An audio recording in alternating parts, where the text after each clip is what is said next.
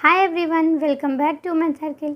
आज मैं बात करने वाली हूँ प्रेगनेंसी में बच्चे की हलचल के बारे में कि बच्चे की हलचल पेट में किस महीने से स्टार्ट होती है और कब ये कितना महीना हो जाए तब तक भी अगर हलचल ना हो तब आपको कब परेशान होना, कब आपको डॉक्टर के पास जाना है।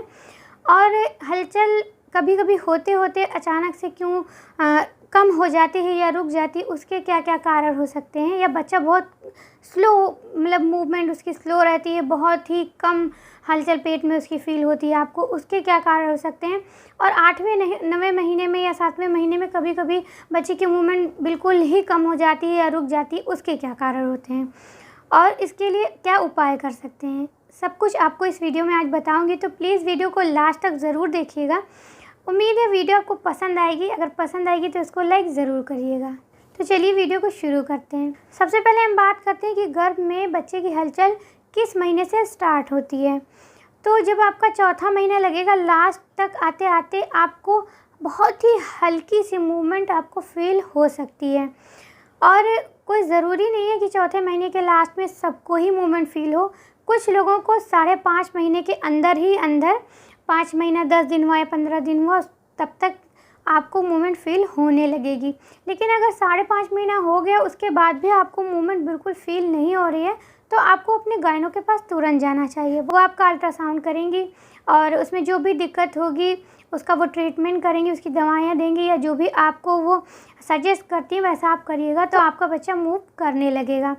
अब बात करते हैं कुछ ऐसे कारणों की कि बच्चे की मूवमेंट देर से क्यों शुरू होती है और शुरू होने के बाद कभी कभी क्यों मूवमेंट बहुत स्लो हो जाती है, हलचल क्यों स्लो हो जाती है और कभी कभी एकदम बंद क्यों हो जाती है। तो इसमें जो पहला पॉइंट है वो है कि बच्चे की ग्रोथ बहुत स्लो होना, बच्चा बहुत कमज़ोर होना।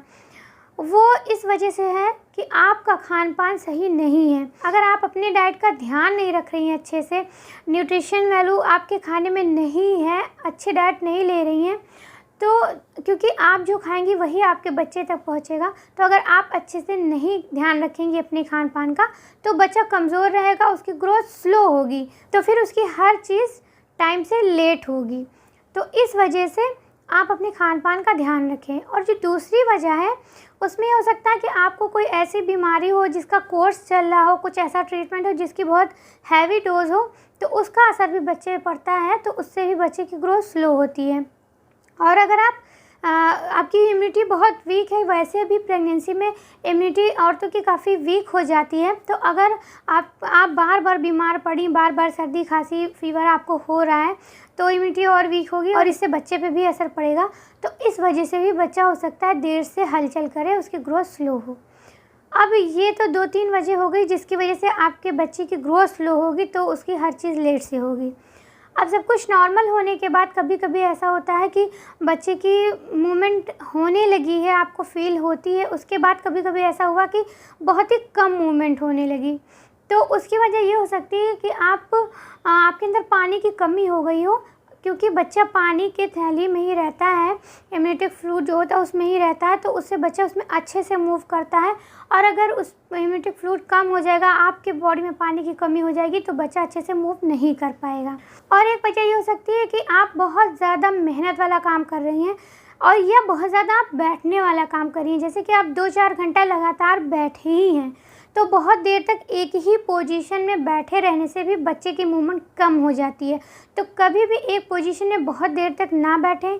जैसे कि आप थोड़ी देर बैठ गई हैं, आधा 1 घंटा अगर आप बैठी तो थोड़ी देर आप टहल लें। बहुत देर तक अगर एक पोजीशन में आप बैठेंगी तो बच्चे की हलचल कम हो जाएगी। और अगर आप गलत पोजीशन में सोती हैं तो उससे भी बच्चे की हलचल आपको कम फील होगी। आपको बाएं करवट सोना है, बाएं करवट सोने से आपका डाइजेस्टिव सिस्टम भी बहुत अच्छे से काम करेगा और इससे बच्चे का ब्लड सर्कुलेशन भी अच्छे से होगा, तो उसकी मूवमेंट भी अच्छे से होगी। और एक और कारण है जो कि 8वें 9वें महीने में हो सकता है, 9वें महीने में हो सकता है, वो ये होता है कि यूट्रस का साइज़ छोटा होना। अगर आपके यूट्रस का साइज़ बहुत बड़ा नहीं है, उसमें उतना स्पेस नहीं है कि जब बेबी बड़ा हो तो सही से मूव कर सके, तो कुछ लोगों के साथ ये दिक्कत होती है कि बच्चा उस टाइम पे स्लो हो जाता है। तो ऐसे टाइम पे आपको तुरंत डॉक्टर के पास जाना है, क्योंकि अगर बच्चा सही से मूव नहीं कर पाएगा और आपका यूट्रस बहुत छोटा है, सही से मूव नहीं कर रहा है, तो उस टाइम पे डॉक्टर 9 मंथ के बाद अगर ऐसा हो रहा है तो वो तुरंत सीज़र कर देते हैं। और एक ये वजह होती है कि बच्चे का साइज़ काफ़ी बढ़ जाता है, 9 मंथ चल रहा है, बच्चे ने हेड डाउन कर लिया है, तो जब बेबी हेड डाउन कर लेता है उस टाइम में भी उसकी मूवमेंट थोड़ा कम हो जाती है। तो ये नॉर्मल है, इसमें आपको नहीं परेशान होना है। तो अब ये कई चीज़ें मैंने बताई। अगर किसी टाइम आपको ऐसा लगता है कि बेबी की मूवमेंट थोड़ा कम हो गई है, काफ़ी देर तक नहीं हुई है, तो आपको सबसे पहले तो ये ध्यान रखना है कि अगर आपका 8वां 9वां महीना चल रहा है तो बच्चे की मूवमेंट कम हो जाती है, क्योंकि बेबी बड़ा होता है, उसको उतना स्पेस नहीं मिलता, तो मूवमेंट कुछ कम होती है। लेकिन एक दिन में कम से कम 10 से 15 बार बच्चे की हलचल ज़रूरी है। अगर उससे कम हो रही है तो आपको डॉक्टर के पास जाना है।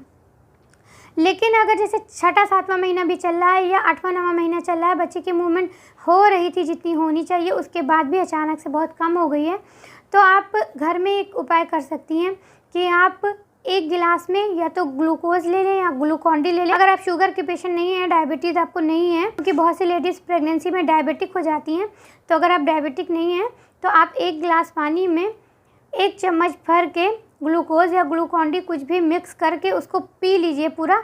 और उसके बाद आप थोड़ी देर चाहे तो सीधे लेट जाएँ और चाहे तो आप बाएं करवट लेट जाएँ। बाएं करवट लेट जाइए आप कम से कम आधे घंटे तक, एकदम सीधे होके आप बाएं करवट लेट जाइए, या आप सीधे भी लेट सकती हैं। तो आप जब आधे घंटे तक लेटी रहेंगी तो आपको अपने बच्चे की मूवमेंट ज़रूर फील होगी, क्योंकि कभी कभी बहुत देर तक बैठे रहने से या बहुत हैवी काम कर लेने से या आपको कोई स्ट्रेस ले लिया आपने उस वजह से, या पानी की कमी हो गई उस वजह से, तो इस सब वजह से अगर कोई भी दिक्कत है तो पानी की कमी भी दूर होगी इससे और एनर्जी भी बच्चे को मिलेगी। तो बच्चा अगर सुस्त पड़ गया है तो वो मूव थोड़ी देर बाद करने लगेगा आधे घंटे में। लेकिन अगर आप इस तरह से आधे घंटे लेटती हैं, ऐसा करने के बाद आधे घंटे तक, और उसके बाद भी मूवमेंट नहीं होती, तो आपको डॉक्टर के पास तुरंत जाना चाहिए। उम्मीद करती हूँ आज की ये वीडियो आपको अच्छी लगी होगी। अगर वीडियो पसंद आई है तो इसको लाइक ज़रूर करें।